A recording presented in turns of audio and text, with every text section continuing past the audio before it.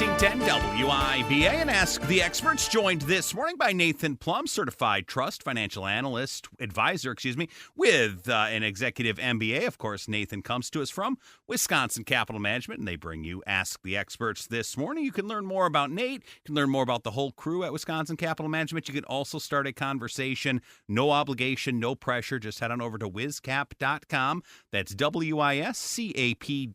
You can start your journey right there. Without any further ado, Nathan, how you doing this morning? Doing all right. Just trying to stay warm like everybody else, and client service out there. Make sure that you're checking on people around you. It's really cold outside. If you see someone in trouble or might be in trouble, you should check on them because the temperature is going to go down, and just do the human kindness thing. So I know it's easy to keep driving, but make sure you stop and observe. That's for sure. And even if you're around the neighborhood, check in on some of your neighbors and other folks. Just see how they're doing this time of year. Good, really good guidance there as we talked this morning with Nathan Plumb, of course, certified trust financial advisor with an executive MBA from Wisconsin Capital Management. So we're getting close to the end of the year, and we've got, of course, year-end financial planning moves that can save you not only taxes, but help boost retirement savings and really set folks up. We're really kind of setting the stage for 2026, aren't we, Nathan?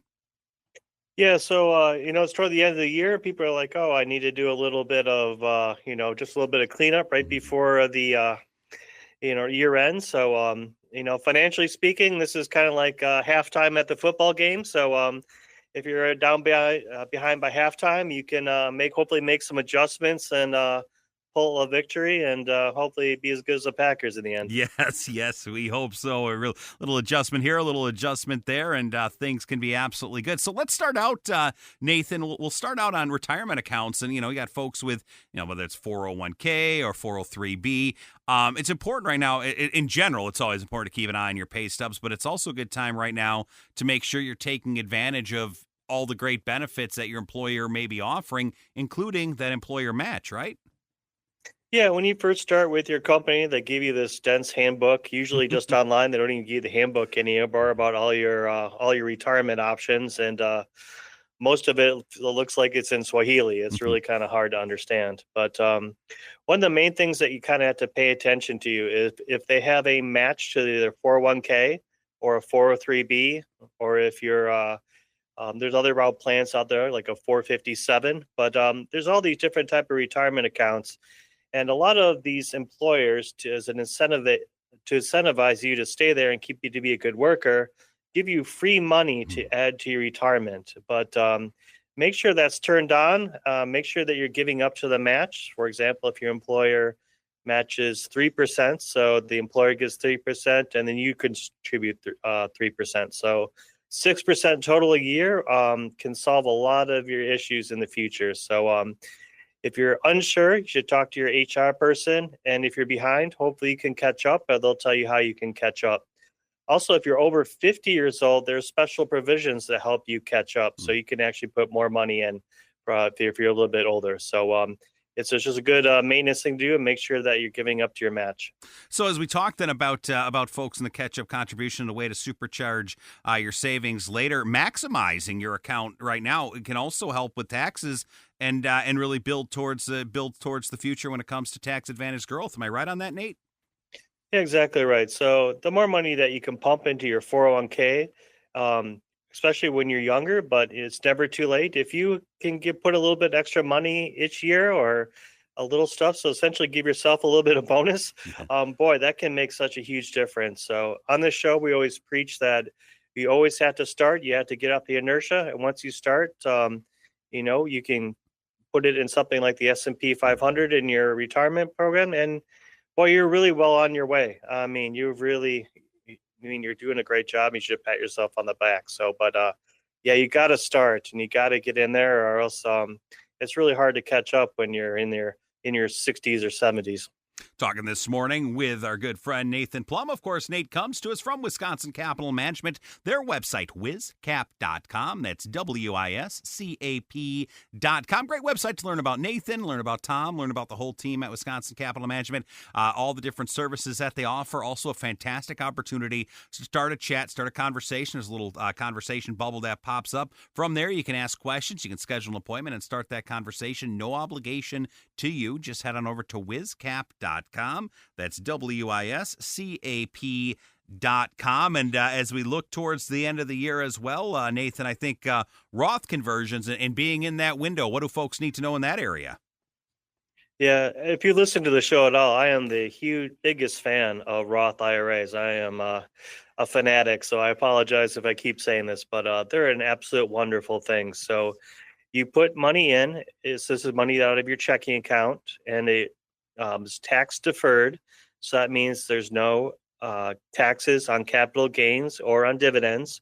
It grows and grows and grows with a powerful compounding, right? Mm-hmm. And then when you take the money out, you don't have to pay taxes. So it is just a beautiful thing.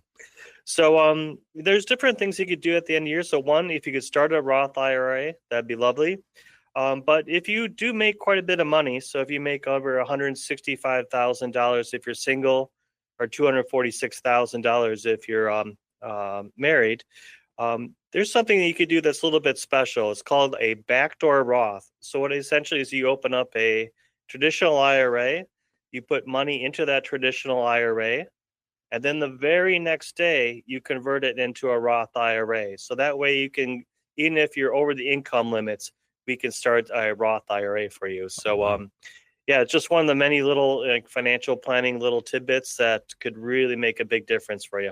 That is fascinating stuff. So we talked this morning with Nate Plumb with Wisconsin Capital Management, online, wizcap.com. That's WISCAP.com. And Nate, people think it's all or nothing, and that's just not the case when it comes to converting. You can convert a slice of it in a Roth conversion. It's kind of like prepaying taxes during a sale when the rate's lower than you expected for later.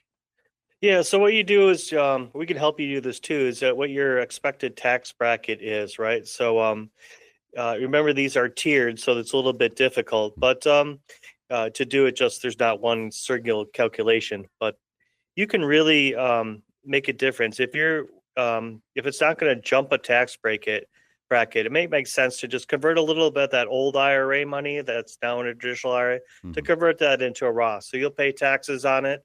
But again, it may be something that's just benefit for the future. So if you're not going to pay more taxes doing it, it might make sense for you. But as we say in the show, everyone's individual. Everyone's everything needs to be personalized. But that's something that we kind of look for if we talked with somebody here at Wisconsin Capital Management. And that's a good point to mention as well, as we talk about everybody being unique and every approach is personalized. That's one of the great things when you work with Nate and Tom at Wisconsin Capital Management. They are working directly with you. They are working for you and, of course, giving you that personalized plan. You can start that conversation right online at wizcap.com. That's WISCAP.com. There's a little chat bubble there. You can start that conversation. No obligation, no pressure. Just a great place to kind of get to know Tom and Nate. They'd love to get to know you. Again, just head on over to wizcap.com. That's WISCAP.com. And of course, as we look towards the year's end, I know charitable giving is another opportunity, kind of a win-win. And instead of giving maybe small amounts each year, some people may benefit by bundling donations, Nathan, every few years so they can itemize deductions. Is that correct? Yeah, that's correct. So, if you're charitably inclined, so there's different nonprofits around, like, for example, Dane County, United Way here, but there's hundreds, probably thousands of them in the Madison area. Or if you just want to give it to your church or your synagogue or your mosque, right? So, it's hard to, sometimes it makes sense to I want to put I want to give away, but I'm not exactly sure right now, and I'm not exactly when. So something called a donor advised fund could be really beneficial. So that way you can just take the whole charitable deduction this year for you, and then you can just make plans in the future how to best allocate. So, I was thinking about my elderly neighbor when I did this. So, they would pull out a checkbook if, people still remember what that is, and she would write out things to different charitable organizations in the town of Middleton. And that's the way that she did it. But that might not be the best way. If you're over 70 and a half, probably the best way if you have an IRA is to give away from your IRA. So if you take money from your IRA, put it in your checking account, you get taxed. But if you have money in your IRA and you give it directly to the charity, you don't get taxed. So that's one way we could actually, give donations to someone you really want to, but do it in a smarter, more tax efficient way. Are we talking there about QCDs as qualified charitable distributions there, Nate? Yeah, so it'll come if you get your return from your IRA, it'll come as a QCD. I'm sorry, all these acronyms. So qualified charitable distribution. And now if you're over 78, we've also in other episodes talked about RMDs. Those also come out. So you'll get the different tax forms for that if you're over 70 and a half. Really great information to know. Things to keep on your radar as we get towards, we are almost to 2026. It's been great chatting with Nate Plumb this morning. You can continue that conversation if you head on over to wiscap.com. That's WISCAP.com. From the website, you can start a conversation. No obligation, no pressure. If you've got any questions, Nate, Tom, and the whole crew at Wisconsin Capital Management love to get to know you. Again, just head on over to the website, wiscap.com. That's WISCAP.com. We're going to talk about something called tax loss harvesting. You've probably heard about it. What exactly is it? We'll get the details from Nate. We will do that next as Ask the Experts with Wisconsin Capital Management continues right here on 1310 WIBA. 1310 WIBA and Ask the Experts with Wisconsin Capital Management. Talking this morning with Nathan Plumb of Wisconsin Capital Management. Nate is a certified trust financial advisor as well with his executive MBA. Talking this week about putting stuff in your Roth and 401k as we get towards year end. Some of those financial planning things that you want to check off the list. And Nate, just before the break, tax loss harvesting came up, and it's a good time of the year to be taking advantage of that. If you've got some things out there that you may want to unload, now may be the time to do it, might it? Correct? Yeah. So this may be hard to believe, but the IRS essentially lets you lose $3,000 every year in your investment portfolio. Really? So this is your taxable account. This is something that would be in your brokerage, so something in your Charles Schwab or your Robinhood account. So something like that. So every year, usually tax professionals and people like us, they look at your portfolio, they make some recommendations. I usually try to rebalance the portfolio because, sometimes these portfolios get a little out of whack, especially this year when the market went down in the spring and then came back charging up. You might have some, anomalies in your portfolio that you might want to, think about correcting for the long term. So for example, if you lost money on a stock, I'm trying to think of one that's gone down. There's not been many, but so your stock went down, and then you lost $3,000. You should sell it, right? Mm-hmm. And so that way you can take the tax loss for that. And then the key thing about that is you don't want to buy it back right away. There's something that the SEC has about wash sales. So once you sell a stock in a taxable account, you can't buy it back within 30 days. So if you sold the stocks for a tax loss and you really want to own it in the future, you just got to wait a little bit. So, and it's easy to forget. People usually, if you don't set a calendar reminder to yourself, it's a hard thing to remember some of these wash sale rules. So if you do a wash sale, that negates the tax loss harvesting. One of the for folks that don't know you and I talk a bit before the show and kind of go over some of the notes, and one of the things you had mentioned is it's like turning lemons into tax lemonade, and I thought what a perfect description for that, Nate. Hey, while we're kind of in this area too, it's probably a good time as well, and I think you had mentioned this. The word rebalance comes into play this time of year, doesn't it? That's right. So usually when you get older, you want a type of a mixture of stocks and bonds in your portfolio. So the reason you do this is because stocks and bonds aren't exactly correlated with each other. So the way that we design our portfolios at Wisconsin Capital Management is we have bonds in the portfolio, and we try to make them act like a shock absorber during down markets. So it doesn't always work, but historically it works really well because usually these assets are different, not correlated. And the main thing is that you need to reset it. So usually the stocks, when most normal year stocks run more than bonds, but it's important to rebalance. So you want to avoid that big down year. You want to still be balanced and make sure that your shock absorber in your portfolio is up to snuff. And that is our specialty, Wisconsin portfolio manager. We are known as balanced managers. Oh, it's great to hear as we talk this morning with Nathan Plumb, certified trust and financial advisor with an executive MBA. Of course, Nathan comes to us from Wisconsin Capital Management. Getting to know Nate and getting to know Tom, it's real easy to do. You, of course, can head on over to the website, wiscap.com. That's WISCAP.com. Not only can you get to know the guys, you can set up an appointment, start that conversation right online. No pressure, no obligation to you. Just head on over to wiscap.com. That's WISCAP.com. Something I was unaware of until I had a child, which was a 529 plan. And then, oh my goodness, you start learning all about these things. What are they, Nate? Obviously, they are an amazing tool for folks that aren't aware. Not only is it good for parents, good for grandparents to help out the grandkids, isn't it?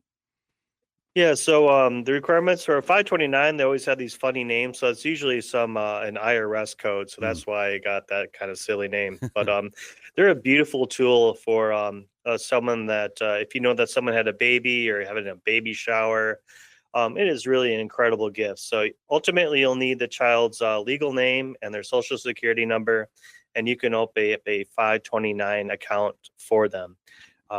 So when you do this, so this is money that they can save for their education. When they first had their iteration of the plan, it was essentially for college savings. But then, as most parents found out, they found out their preschool and other things are really expensive. So they kind of opened it up and let you take money out for that. So you get a small tax deduction on it. It's not that much, but the state of Wisconsin has a plan called EdVest, which you go through. Or you could go through someone privately like us, and we would custody something at like Charles Schwab if the tax deduction doesn't make that much sense for you. But yeah, it's a great way. So this thing will grow and grow. It will grow tax deferred. It should be aggressively invested so that because the college and inflation costs are pretty high.